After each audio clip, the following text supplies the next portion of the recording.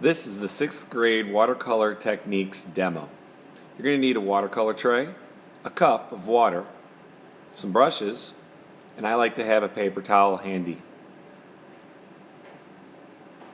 I'm also going to show a crayon resist later in the demo. First thing I like to do is get my paper towel wet and wash off the paint tray here so I can mix some colors.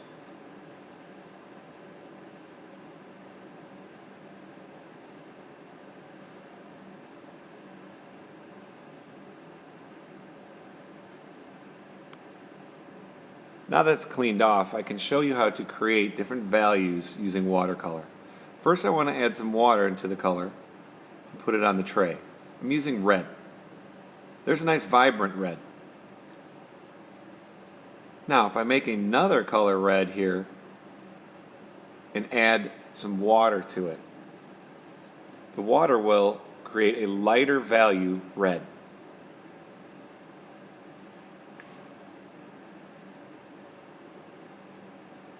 So as you can see on the paper, the original red is a nice vibrant red.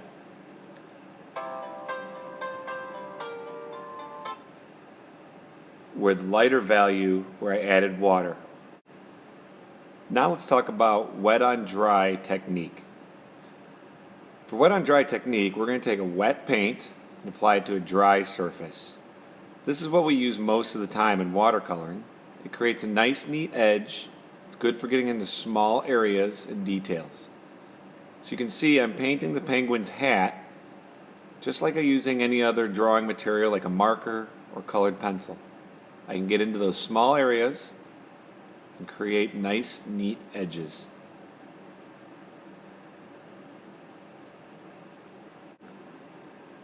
Next, we're going to talk about the wet on wet watercolor technique. For the wet on wet, I'm going to take a clean brush and apply just water to my picture. In essence, I am painting this area with water. I'm preparing the surface so that I can apply the watercolor to the wet area. Make sure you get up next to all the edges. Take your time.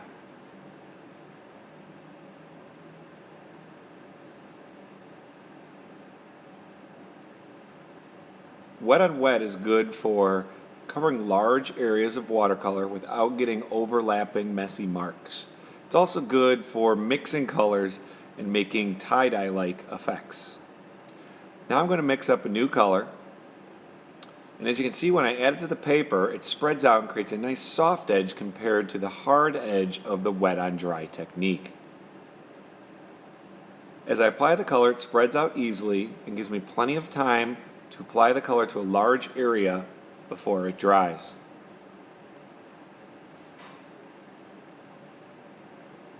If the paper starts curling, paint the table with some water. Then replace your project and it will cause the project to stick to the table so that your paints don't roll off the edges.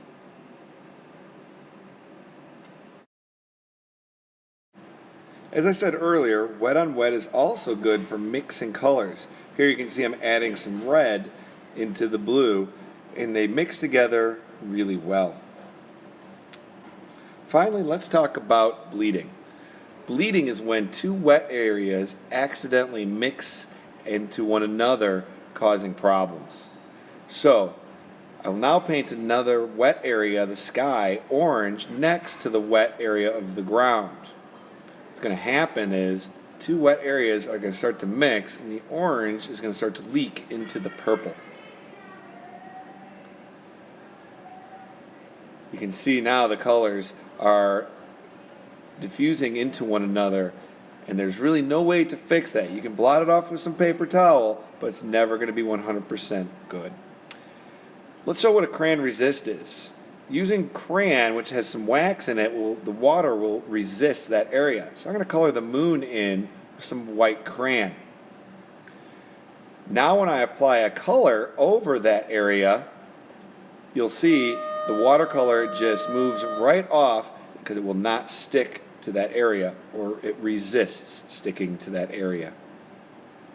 Finally, If you ever have some water collect up into little pools, causing it to be darker in color, like here in the orange, what you can do is you can take your paper towel and just blot that off a little bit and soak up some of that water so that you don't get dark pools of color.